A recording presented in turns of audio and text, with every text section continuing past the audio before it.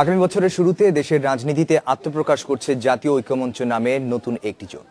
মহাজোট আর 18 দলীয় জোটের বাইরে তৃতীয় শক্তি হিসেবে এটি গঠনে কাজ করছেন ডক্টর কামাল হোসেন এবং সাবেক রাষ্ট্রপতি বদরুদ্দোজা চৌধুরী।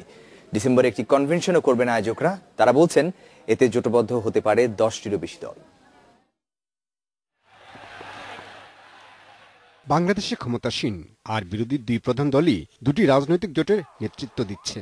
এর বাইরে ছোট দলগুলো তৃতীয় একটি জোট গড়ার উদ্যোগ দানা বাঁধতে শুরু করেছে। নিজেদের মধ্যে কয়েক দফা বৈঠক করেছে দলগুলো। প্রত্যেক জেলায় যদি একটা কমিটি আমরা 3 মাসের মধ্যে করে ফেলতে পারি, যেটা সম্ভব আমি মনে করি, সেই কমিটিকে নিয়ে আমরা একটা ন্যাশনাল কনভেনশন করতে পারি। এখানে কোনো দলের মেম্বারও আসতে পারে, কেউ দলের মেম্বার না সেও আসতে পারে, কিন্তু এই কনভেনশনের মধ্যে আমরা একটা কাঠামো দাঁড় করাতে পারি যে আমরা সমমনারা এই ধরনের একটা সমাজে, আমি বলি এটা তৃতীয় শক্তি হবে না, এটা হবে মূল শক্তি, জনগণ। নতুন জোট গঠনের যুক্তি তুলে ধরে সাবেক রাষ্ট্রপতি বদরুদ্দোজা চৌধুরী বলেন, জনগণ সন্ত্রাস ও দুর্নীতি থেকে মুক্তি চায়।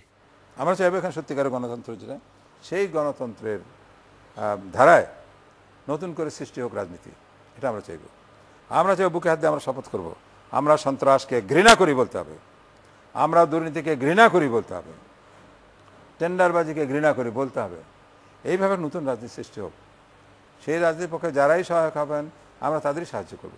জোটের আরেক উদ্যোক্তা আসমা আব্দুর রব বলেন, তাদের মধ্যে আলাপ আলোচনা প্রায় চূড়ান্ত পর্যায়ে।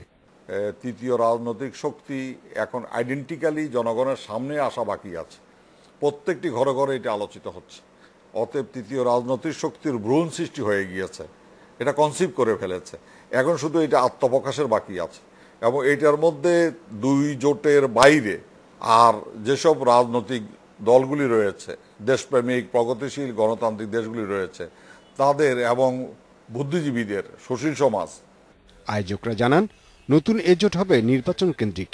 এছাড়া আন্দোলনের মাঠেও এটি সক্রিয় থাকবে। তৃতীয় রাজনৈতিক শক্তি। Shahabuddin Chowdhury, independent news, Dhaka.